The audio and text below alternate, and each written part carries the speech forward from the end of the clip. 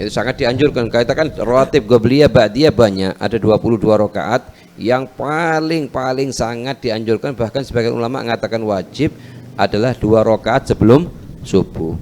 Itu ya, namanya rakaatil fajr ya. Rasulullah sallallahu alaihi wasallam bersabda, rakaatul fajri khair minad dunya wa ma fiha. 2 rakaat sebelum subuh lebih utama daripada dunia dan seluruh isinya. Apa artinya? Artinya kalau kita sedekah dengan dunia dan seluruh isinya, pahalanya di hadapan Allah lebih kecil daripada pahalanya 2 rakaat qabliyah subuh. Betul ya? Artinya kita alhamdulillah ngerjakan tapi usahakan kita ajak istri kita untuk istiqomah. Betul, karena khairukum li ahli. Betul ya? Artinya sholat sunnah 2 rakaat fajar sebelum subuh lebih baik daripada dunia dan seluruh isinya. Dan Rasulullah SAW bersabda, la yuhafidhu ala rak'atayil fajri illa awwabun. Tidak jaga istiqomah sholat sunnah qabliyah subuh kecuali awwab, hamba yang selalu kembali kepada Allah. Oh, kayak misalnya anak datang ke masjid sudah sholat, imamnya sudah sholat subuh, tidak masalah, setelah salam dari sholat subuh inti sholat qabliyah subuh, boleh kita sholat qabliyah subuh setelah sholat subuh sebelum isyraq, karena dia termasuk dalam kategori sholat sunnah dzatu waqtin yang tidak diharamkan di setelah subuh atau setelah asar. Yang diharamkan setelah subuh sama salat asar itu 2 jenis salat bas. Nafil mutlak sama dzatu sabab mutaakhir. Kalau qabliyah subuh dzatu waqtin, bukan dzatu sabab dia. Maka boleh dikerjakan dan termasuk ada. Naam, sebagian ulama lebih mengutamakan kalau ditunda nanti setelah isyraq aja sekalian. Kenapa? Supaya keluar dari pendapatnya Imam Ahmad bin Hanbal yang mengatakan seluruh salat sunnah jenisnya apapun tetap tidak boleh setelah salat subuh. Kalau madhab Imam Syafi'i rahimahullah wa imamul madhab, beliau mengatakan bukan semua jenis salat yang tidak boleh, hanya pas 2 jenis salat, yaitu apa? Salat sunnah nafil mutlak sama dzatu sabab mutaakhir, bas. Yang lainnya boleh. Ayo. Kayak kita gimana sekarang, pakai pendapatnya siapa? Tidak pakai pendapatnya ulama pertama wala kedua. Yang kira-kira kalau ditunda intinya akan dikerjakan apa enggak? Enggak bakal dikerjakan sudah. Oh, kalau gitu ya pakai pendapatnya Mu'tamad Syafi'i. Jangan sampai kita terus ini pendapatnya ulama jadikan jalurnya iblis untuk nipu kita. Kadang iblis tidak nipu kita dengan kebodohan, coba. Nipunya kita dengan ilmu. Betul, untuk ahsan daripada ente sholat sekarang sebagian ulama mengatakan haram, ahsan nanti setelah isyraq, nanti sampai zuhur, sampai asar, sampai maghrib bisa tidak ada.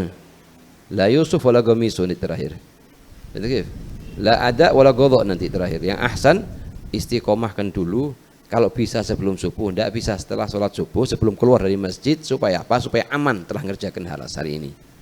Oke, kalau sudah kuat nanti akarnya istiqomah itu di hati kita, baru kita paksa sesuai dengan metode fuqaha. Artinya jangan sampai kita mengerjakan perkara yang masih mukhtalafun fi, masih terjadi perbedaan antara ulama. Karena kita yakin akan kita, kalau tidak dikerjakan sekarang, nanti setelah isyraq bakal dikerjakan. Kalau tidak bakal dikena jiwanya, dia akan negur dia terus sampai dikerjakan, baru bakal diem. Sama kayak itu suaranya apa? Suaranya di mobil kalau kita tidak pakai apa ya? Iya, kan bunyi terus itu, tidak berhenti. Itu wahakata kalau orang keluar dari nafsul ammarah bisukal lawama, itu kan bunyi terus di hatinya dia. Kalau ente belum sholat qabliyah, kif ente tahu fadilahnya? Kif ente belum sholat qabliyah? Ya galil adab, ya galil haya. Untuk sampai sholat baru diem.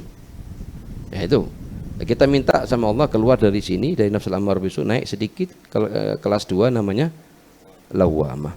Untuk ya? Artinya tidak menjaga sholat sunnah 2 rakaat fajar sebelum subuh kecuali seseorang yang selalu kembali bertaubat kepada Allah Subhanahu wa taala dan taat kepadanya. Lafaz niat sholat sunnah qabliyat subuh. Cara niatnya bagaimana? Saya kepingin istiqomah misalnya ya. Usalli sunnata qabliyat subhi rak'atain. Kalimat qabliyah sendiri tidak wajib.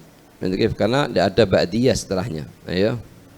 Rak'ataini mustaqbilal kiblati adaan lillahi ta'ala. Itu cara niatnya qabliyah subuh. Boleh ente bilang qabliyah subhi, qabliyah fajri, sama. Ayo. Artinya aku niat sholat sunnah qabliyah sebelum subuh 2 rakaat menghadap kiblat masih dalam waktunya semata-mata karena Allah Ta'ala. Kalau kita sudah keluar waktunya, misalnya kita tidak sempat bangun jam 7 pagi ketinggalan subuh, tetap kita dianjurkan untuk sholat qabliyah dulu baru sholat subuh. Oh enggak, mau karena keburu-buru ya sholat subuh dulu, nanti setelah ada waktu diqadha. Kalau tidak sempat misalnya karena banyak kerjaan, Ente beli buku kecil, kayak buku ini kecil, ditulis hari Jumat ketinggalan qobliyah subuh, hari Selasa ketinggalan qobliyah asar. Nah, nanti ente hari Jumat itu 1 jam sebelum khotib naik berangkat, lihat utang-utangnya ente apa aja dalam seminggu.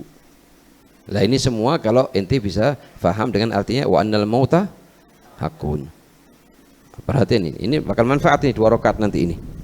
Tidak tahu manfaatnya 2 rakaat ini kecuali nanti kalau kita di kuburan. Ya ret anas salat, ada faedahnya ya ret anas salat. Dari dulu sudah diingatkan. Itu ya. Surat Al-Quran yang dianjurkan untuk dibaca tatkala melaksanakan sholat sunnah qobliyah subuh. Bas. Oke. Kita pertama sholat surat apapun boleh, cuman lebih utamanya kalau 3 jenis surat dibaca di rakaat pertama, 3 jenis rakaat yang kedua. Itu istiqomahkan, akan lebih sempurna lagi. Tidak makan waktu, tidak apal, pegang kitabnya sambil baca dipegang. Nasallallahu lana wa lakum at-taufiq. Rabbana anfa'na bima 'allamtana